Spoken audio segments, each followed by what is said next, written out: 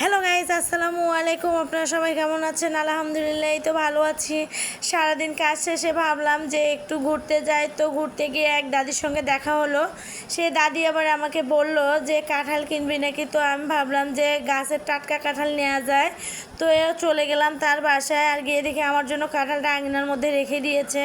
আর এই কাঁঠালগুলো নাকি খাইতে অনেক মজা লাগে। আর এখানে দেখেন অনেকগুলো আমও ধরেছে, আবার কাঁঠাল প্রচুর পরিমাণে ধরেছে। তো ওই দাদির হাজব্যান্ড আবার দুর্ঘটনার শিকার হয়ে মারা গিয়েছে। তো উনি এগুলোই বিক্রি করে সংসার চালায় আর কি মোটামুটিভাবে। এই তো এখানে আবার আমার মেয়ে ফুল দেখে বায়না ধরেছে যে সে নাকি কয়েকটা ফুল নেবে। তাই তো তাকে কয়েকটা ফুল ছিঁড়ে দিলাম। তারপরে আবারও জেদ ধরেছে আরও নিবে। আর মানুষের বাসায় কি আর এত ফুল ছেঁড়া যায়? বাচ্চা মানুষ তো বোঝে না সেইটা। তারপরে ওকে কিছু ফুল ছিঁড়ে দেওয়ার পরে দেখি চারপাশে অনেকগুলো গাছগাছালি, মানে পরিবেশটা আসলে অনেক ভালোই লাগতেছে। এরপরে ওখান থেকে আমি এখন কাঁঠালটা নিয়ে সবাই মিলে আমরা চলে যাব বাড়িতে।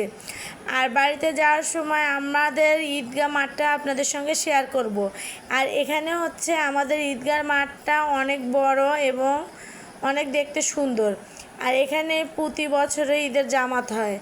এরপরে আমি একটু যাব বিলের দিকে। আর বিলে নাকি পর্যাপ্ত পরিমাণের পানি হয়েছে, সেই পানিটাও দেখার জন্য আমরা এখন যাব সবাই মিলে।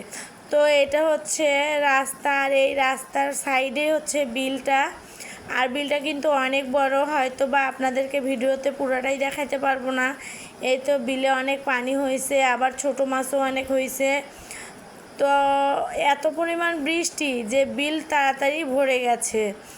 আর বিলটা কিন্তু দেখতে বিশাল বড়, আর এখানে পর্যাপ্ত পরিমাণের মাছও পাওয়া যায় পানি শুকাইলে। আর এই তো এখানকার দৃশ্যগুলো আসলে অনেক ভালোই লাগতেছে মোটামুটিভাবে। তারপর ওখান থেকে আমরা চলে আসলাম বাড়িতে। এসেই ভাবলাম যে একটু বিকেলবেলা যদি আম মাখা খাওয়া যায় তাহলে কেমন হয়। তো আম পাড়ার জন্য আমার চাচাতো ভাইকে ডাকলাম। ও অবশ্য আমগুলো আমাদেরকে পেড়ে দিল। এরপর পেরে নিয়ে আমরা এগুলোকে দিয়ে চিন্তা করলাম যে এতটুকু দিয়ে তো হবে না।